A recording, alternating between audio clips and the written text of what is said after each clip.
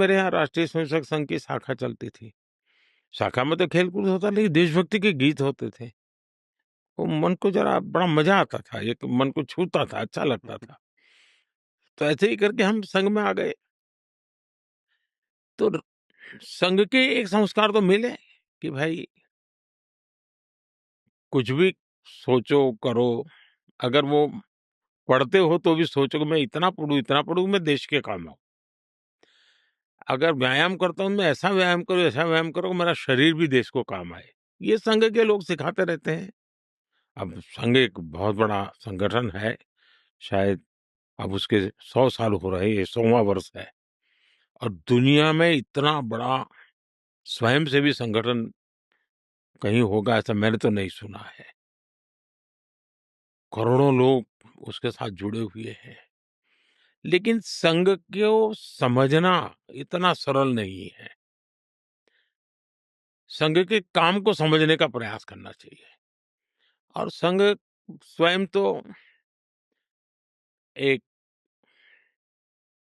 Purpose of life जिसको कहें, इसके विषय में आपको एक अच्छी दिशा देता है।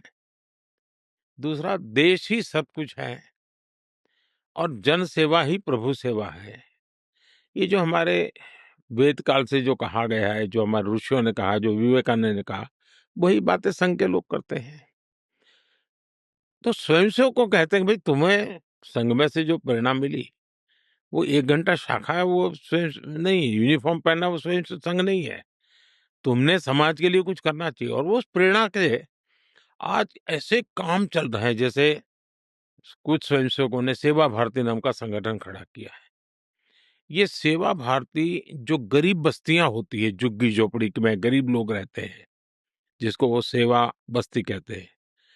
मेरी मोटी-मोटी जानकारी है, करीब 1.25 लाख सेवा प्रकल्प चलाते हैं वो और किसी सरकार की मदद के बिना समाज की मदद से वहां जाना, समय देना, बच्चों को पढ़ाना, उनके हेल्थ की चिंता करना, ऐसे ऐसे काम करते हैं।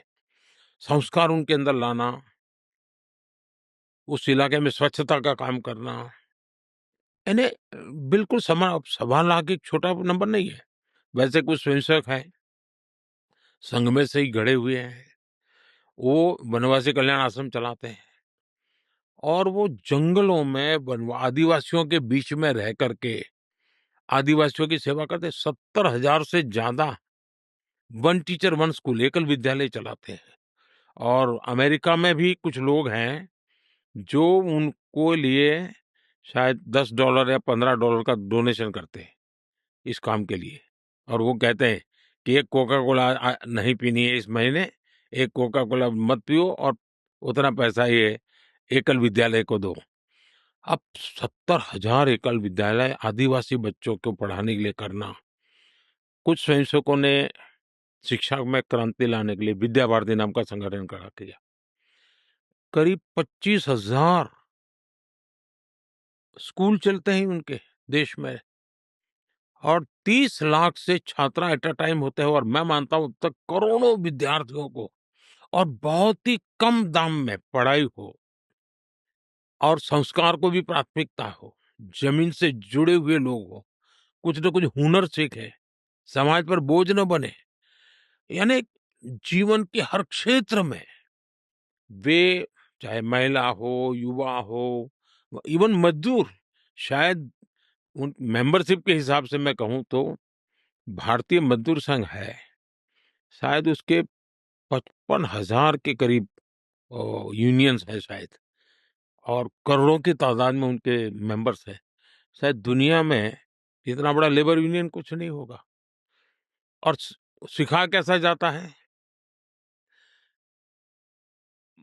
लेफ्टिस्ट लोगों ने मजदूरों की मूवमेंटों को बड़ा बल दिया। लेबर मूवमेंट जो लगे हैं उनका नारा क्या होता है?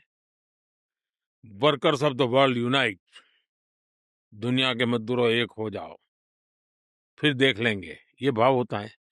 ये मजदूर संघ वाले क्या कहते हैं, जो आरएसएस की शाखा से निकले हुए स्वयंसेवक मजदूर संघ चलाते हैं, वो कहते हैं वर्कर्स यूनाइट द वर्ल्ड। वो कहते हैं workers of the world unite, ये कहता है workers unite the world. Unite the world. ये कितना बड़ा वाक्य, दो शब्दों में इधर उधर है, लेकिन कितना बड़ा वैचारिक बदलाव है। ये संघ की शाखा से निकले हुए लोग अपनी रुचि, प्रकृति, प्रवृत्ति के अनुसार जब काम करते हैं, तो इस प्रकार के गतिविधियों को बल देते हैं। और जब इन कामों को देखेंगे, तब आपको 100 साल में राष्ट्रीय स्वयंसेवक संघ ने भारत के सारे चकाचौंध दुनिया से दूर रहते हुए एक साधक की तरह समर्पित भाव से, तो मेरा ये सौभाग्य रहा कि ऐसे पवित्र संगठन से मुझे संस्कार मिले जीवन के।